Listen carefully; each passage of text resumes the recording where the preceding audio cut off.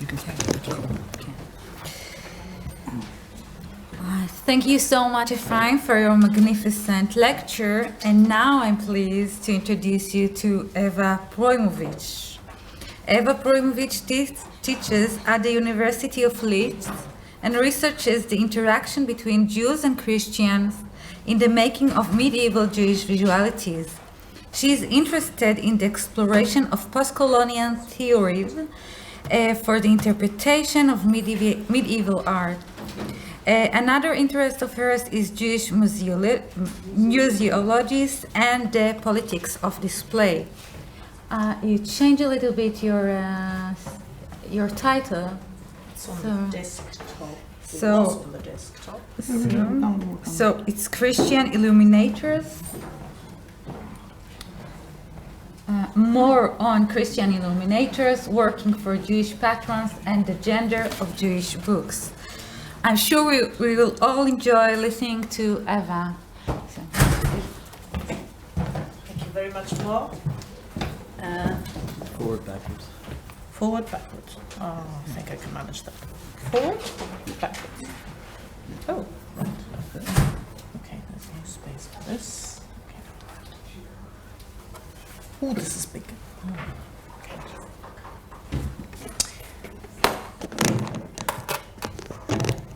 Thank you very much. Maybe I can just add that I'm also involved with the International Medieval Congress in Leeds, where my job is to look after the strand concerning Jewish studies and Jewish Christian and Christian Jewish Muslim relations. No, it's not loud enough. Is this better? Yeah. Speak to the microphone. I shall speak to the microphone. So anybody who is interested in the Medieval Congress, do speak to me during the break. And you'd be very welcome in Leeds, and I will make you welcome. My original plan was to offer, yes, I have changed my title.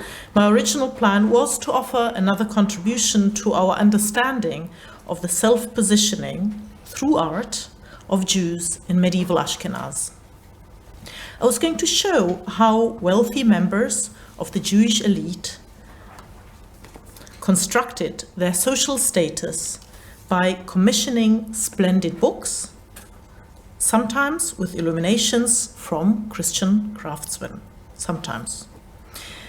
The high cultural capital inherent in these Christian illuminators resided not in their religion, the fact that they were Christians, but in the fact that they also, or they primarily, worked for aristocratic patrons.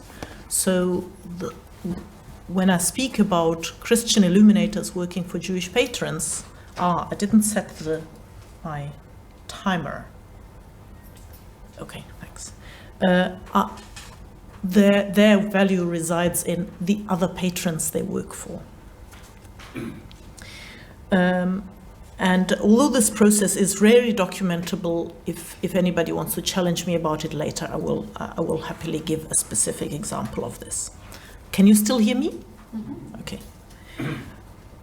However, until well into the 14th century, Christian artists had to make considerable adjustments, especially the depiction of the human face, and I suppose some of the sources that Effie cited illustrate this, and I will not go into this now. Especially the human face was considered to be beyond the pale after, yeah, it's getting brighter now, after let's say, the mid-1230s onwards. Not from the beginning, but very quickly it became beyond the pale. I personally don't need this much light, so if anybody wants to turn it off. Nevertheless, a lively visual culture, so despite these sort of taboos and things that were considered not acceptable, like the human face, nevertheless, a lively visual culture developed in very public places. Alongside the Bibles and commentary of the 1230s, there is the high holiday mahzorim. There are the high holiday mahzorim that are traceable from the mid-13th century. and the Haggadot that we find from the end of the 13th century onwards, and this is well known to people who study the field, and I'd be happy to give examples for people who are perhaps not specialists. Mustn't make assumptions. The 13th century was, therefore, I would say, a revolutionary century in the history of Jewish visual culture and the Jewish book. Okay, excellent. The so-called Lord Mahson, Oxford Bodleian Library, Lord Oriental 321, is a good example, and was the one that I was going to exclusively focus on originally. I have deliberately taken this picture just a few days ago for purposes of scale. Okay, so this is an A4 size sheet of paper and my glasses. There.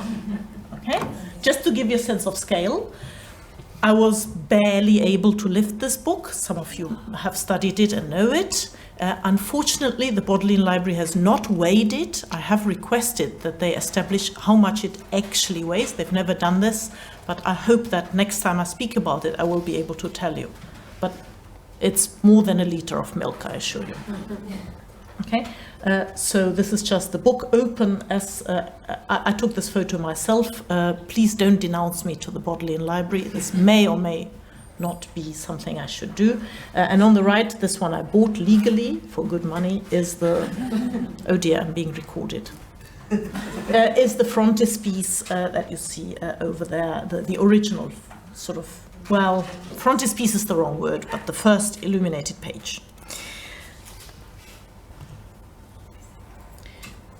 I'm showing some pages, especially ones that include images of books, because I will talk about the gender of the Jewish book, and I'm interested in the self-referentiality of books within books.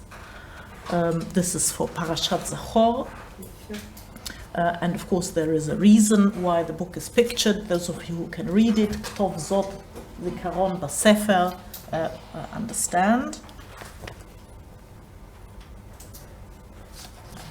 But what I also promised to talk about is, of course, Christian illuminators working for Jewish patrons, and that is why I'm showing here this Purim Piyut with Ahasuerus and Queen Esther. And what I would like you to pay attention to are the instructions for the illuminator, which are written in Latin. Can you see them? Hester with H.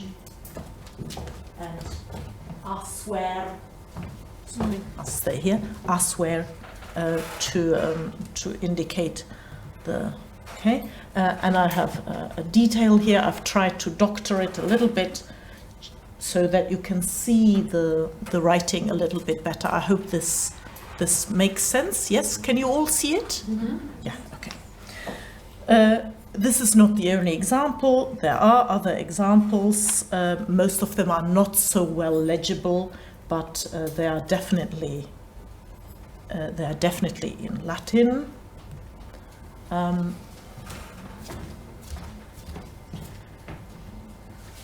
can barely see it here, but in the original it is visible that there was some Latin writing present there. By the way, this time I went again. Each time I go I see a little bit more. There is also some Latin writing to the right there, and I was able to make out some letters of the word gladius, which means sword, and the guy has a sword. Okay. So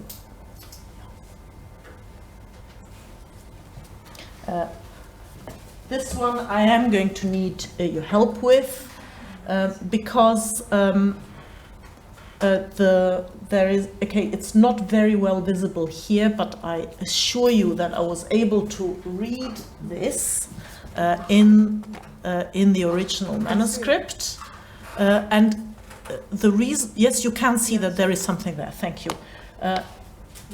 This is the D, for example, and so it's, I think, quite clear, because sometimes I won't talk about this one. Okay, so I'm just going to pause. This is, of course, the most famous page from this mahzor, but I'm not going to discuss it very much now. I might come back to it in a minute. The self-referentiality of this manuscript, books within books, invites us to consider the role of the book, but not as a text, but as a material object, also an artistic object, in the construction of social status, because, of course, these are high-status objects. Most medieval manuscripts are not like this. Most of them just have text, or some of them might have a little bit of something, some beauty added by the scribe. But here, a professional, and I would argue on the basis of these instructions of the Illuminator, non-Jewish artist was hired, and these are good artists, because I've looked at a lot of manuscripts from Germany. This is not dated, but maybe 1260, 1270. We can talk about the dating, the possible dating.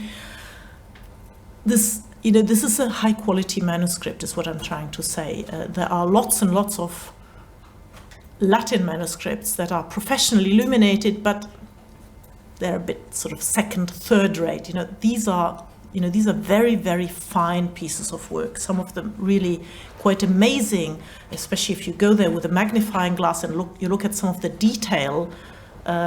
Not entirely throughout the manuscript, it varies a little bit, but the so-called frontispiece, it really is fantastic. It's so beautifully done. So this has to do with the construction of high social status within the community. And from here, I'm going to modify and even abandon my original paper, and I will inquire into how Jewish social status was also gendered, and how books served as markers of Jewish masculinity. And here, the asymmetry okay, I'm going to just make a very quick reference to Elisheva Baumgarten's recent work, her most recent book, and I will just use her book, Practicing Piety, to basically I won't read out the quotes, but I am thinking about connected histories, Histoire creusée, the interrelationship between Christian and Jewish societies. I am thinking about the role that the practicalities and also objects and visual culture played in shaping not just halakha, but ideals, ideas, and also halakha. Emil, are you still with us? He seems to still be there. Okay, I wonder if he can see it. Good. And I hope he can see this. And I am interested in competitive piety, but I'm also interested, and here I will quote very briefly, in how gender produced, preserved, and challenged social hierarchies, how gender serves as a tool for examining broader patterns of piety and offers a fuller view of community members. So this was very important for me, this book, which is, I think, still a relatively recent book, in encouraging me to think about the gender of the Jewish book. Because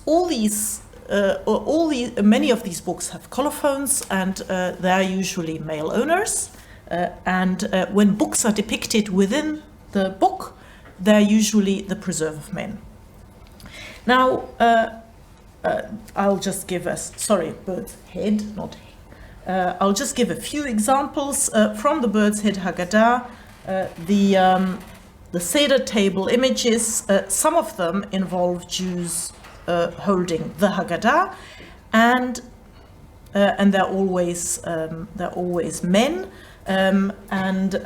This is, of course, a well-known page from the Worms Mahzor. It's a bit more complicated than I can talk about now, but again, it's always the man that has the book, such as, for example, here.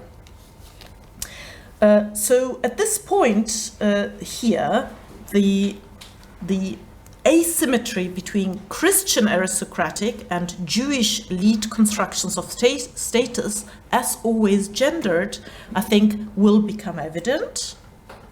And I won't give you more and more examples. It gets boring after a while. This is, of course, Kathrin's Marceau from Worms. Okay, it's too much. You don't need all of this. But I'm going to move on to the Landgrafenpsalter. And what I want to point out to you is that the series of donors shows very clearly how the book is the attribute of the aristocratic woman, and the sword or the scepter, most of these are scepters, are the attribute of the man. So this is what I call the asymmetry between Christian aristocratic and Jewish constructions of status as gendered. To summarize my hypothesis briefly, in 13th century courtly culture, the book is the attribute of the aristocratic woman, whereas lay masculinity is marked by the bearing of arms or scepters or similar attributes. By contrast, Jewish lay masculinity is defined by the possession of books. Books as male status symbols align lay Jewish men with rabbinic culture, and its ideal of learning. The net result of this equation is that whereas in courtly culture books become markers of lay aristocratic femininity, in 13th century Ashkenazi culture books cannot signify femininity. I am not saying that Jewish women didn't own books, please don't get me wrong. Though the owners' names that I found in colophons from this period do tend to be male. What I am discussing are ideological constructs of masculinity and femininity, which is not the same as saying who actually owned books in real life. The Marceau, I discussed the Lord Marceau earlier, the Marceau, its rise to monumental proportions and its illustration bears this out, I think. As the prayer leader's book, okay, it belonged to individuals, but it was used as the book of the prayer leader.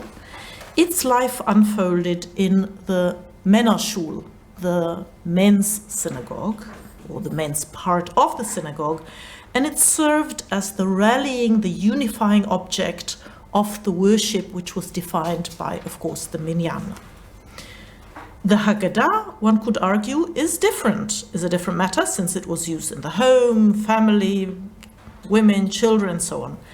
The social history of the Haggadah, to which colleagues, especially again Kathrin, have contributed so much, I think perhaps does require to be further expanded to perhaps think more about considerations of gender, especially in Ashkenaz of the early period of this genre of book. Suffice it to say that in 13th century depictions of the Seder table, as I illustrated with a couple of examples earlier, gender does play a role, and the Haggadah is firmly in the hands of the Baal Habayit, the householder, the lord of the house. So to summarize, right, I've got 1 minute. Okay. I am not claiming... 3 minutes. Oh, really? Okay, well, I'll finish early. I am not claiming that Jewish men did not carry arms. I am not claiming that Christian men didn't have books. Of course they owned books. Beautiful ones, royal books. I am also not claiming that Jewish women did not have or read books. I don't want to make a claim that Jewish women carried arms. I'll leave that to Effie to decide. Images are not only reflections of reality. They are ideological. Objects such as books and the images in them, that is visual culture, construct subjectivities and self-positionings. They don't just reflect them, they construct them. And these are highly gendered. These were highly gendered. Jewish gender ideologies were not and could not simply imitate Christian courtly culture and its genderings. There is something much more complicated going on. And I would like to end with this, to say that the Jewish book is very gendered, especially in 13th century Ashkenaz, which is the period that I'm looking at the moment. And I think if we're talking about expanding the methodological toolbox at this wonderful conference, it is one of the matters that we do need to think about, because gender has been around for some time, and I think the time is still on. Thank you very much.